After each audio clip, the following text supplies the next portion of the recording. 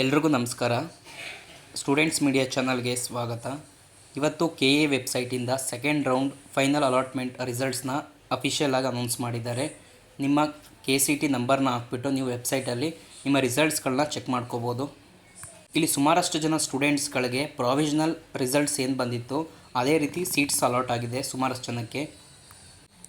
Next candidates ನಾಳೆ ನೀವೆಲ್ಲ choice entry ಮಾಡಬೇಕಾಗುತ್ತೆ. ಚಾಯ್ಸ್ 1 ಕೊಡ್ತು ಅಂತಂದರೆ ನೀವು ಆ ಕಾಲೇಜಸ್ಗೆ ಅಡ್ಮಿಷನ್ಸ್ ತೊಗೋಬೇಕಾಗುತ್ತೆ.